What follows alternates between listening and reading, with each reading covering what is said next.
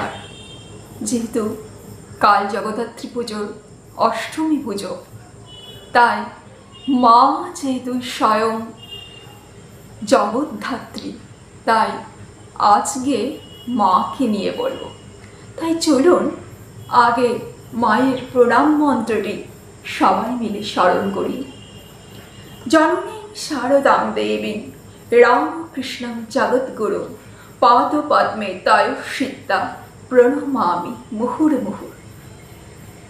প্রথমে ঠাকুর মা স্বামীজি শ্রীচরণে আমার অবিলম্বিত ষষ্ঠাঙ্গ প্রণাম। আজকের বিষয় জগদ্ধাত্রী রূপিণী মা শারদা। মায়ের কথা যখনই পড়ি তার ভক্ত সন্তানদের স্মৃতিকথা থেকে, তখন সেই কথাগুলি পড়তে পড়তে সেই স্মৃতি যেন জীবন্ত হয়ে ওঠে আমাদের কাছে। তাই আর মায়ের কথাটি শোনার সঙ্গে সঙ্গে মাকে আমাদের হৃদয়ের মধ্যে আনতে হবে। মা বলেছেন, আমি সতেরো মা, অসতেরো মা, সতীরও মা, অসতীরও মা।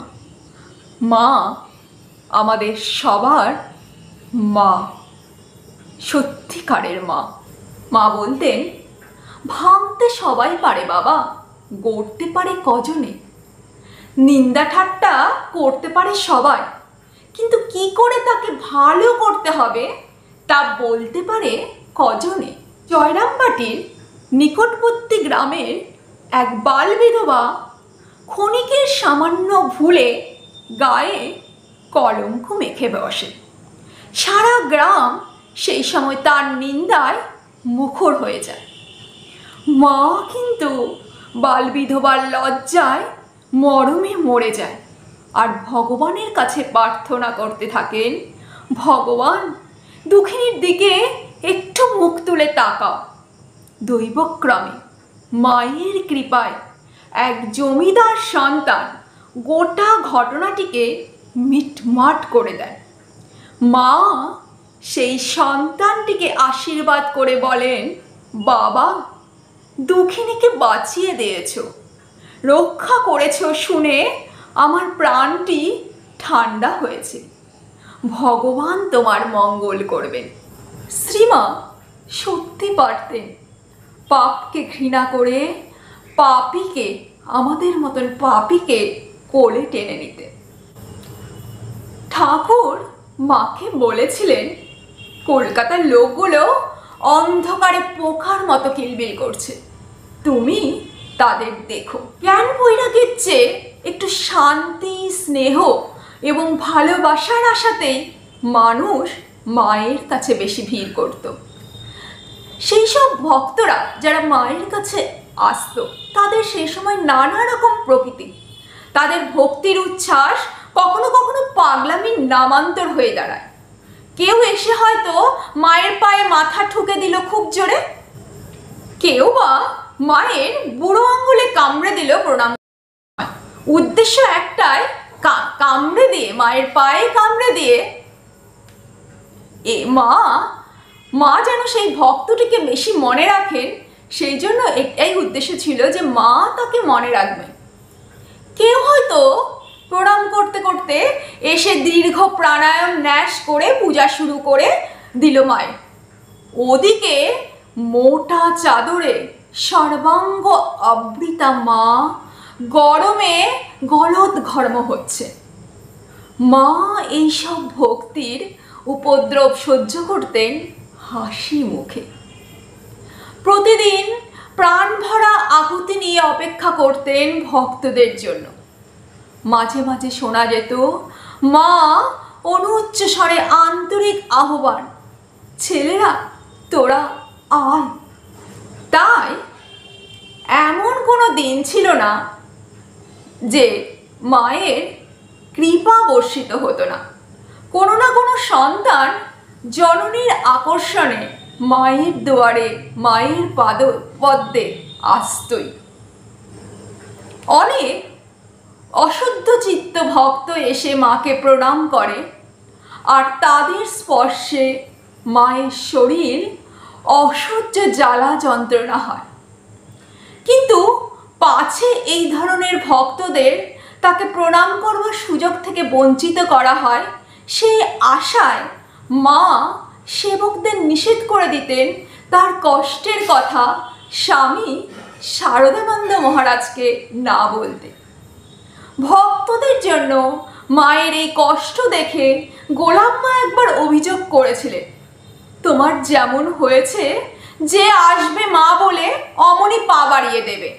মায়ের উত্তর, কি করব গোলাম, মা বলে এলে আমি যে থামতে পারি নে। এইরকমই আমাদের মা।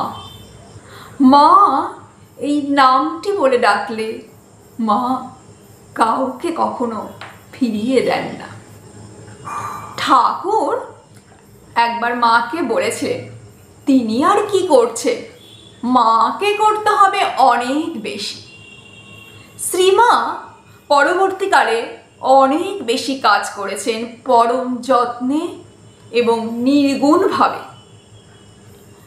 অলৌকিক কৃপা বিতরণের সময় মা একবার বলেছিলেন, তিনি মানে ঠাকুর নিয়েছেন সব কয়টি বাছা বাছা ছেলে, আর আমার কাছে ঠেলে দিয়েছেন একেবারে পিঁপড়ের সার। মায়ের দীক্ষিত শিষ্য এবং অন্যতম জীবনীকার মানদাশঙ্কর দাশগুপ্ত লিখেছেন, এই পিঁপড়ের সারের জন্যই মার দয়ার শেষ বা চিন্তার অবধি ছিল না। তারা কেউ ঈশ্বরকোটি নন বা অন্য দিব্যগণেও বিভূষিত নন, অতি সাধারণ মানুষ। কিন্তু তারা যখন এসেছে, মা দুহাত বাড়িয়ে গ্রহণ করেছিলেন। আর কারো মধ্যে যদি একটু ভালো দেখতে, মা খুবই আনন্দিত হতেন। অনেক সময় পরিচয় নেওয়া বা একটা কথা জিজ্ঞেস করার দরকার তিনি মনে করেননি। এমনকি যখন অতি অযোগ্য লোকও এসেছে, অধিকাংশ ক্ষেত্রেই তিনি শুধু দয়ার বশবর্তী হয়ে তাদের দীক্ষা দিয়েছেন। খুব অল্প ক্ষেত্রে কাউকে তিনি ফিরিয়ে দিতে চেয়েছেন, কিন্তু তারও বেশিরভাগ ক্ষেত্রে একটু কাদাকাটিতেই তিনি হার মেনে দীক্ষা দিয়েছেন। সবাইকে তিনি নিজের কোলে টেনে ধরেছেন আর সবার পাপ তিনি গ্রহণ করেছেন। কাল যেহেতু জগদ্ধাত্রী পুজো, তাই সেই হরি প্রেমানন্দ মহারাজের স্মৃতিকথাটি না স্মরণ করলেই হয় না, যদিও এটি অনেকেই জানেন। কোয়ালপাড়া আশ্রমে মা একবার সন্ধ্যাবেলা বিশ্রাম করছে, আর হরি প্রেমানন্দজি মহারাজ মায়ের সেই সময় প্রচণ্ড পায়ে বাতের ব্যথা, এইসব অযোগ্য সন্তানদের কাছে টেনে নিয়ে তাদের সমস্ত পাপ নিজের শরীরে ধারণ করে মায়ের পায়ে প্রচণ্ড ব্যথা, আর সেই বাতের ব্যথাতে একটু যাতে মামা আরাম পায় সেই জন্য মহারাজ মায়ের পায়ে হাত বুলিয়ে দিচ্ছেন।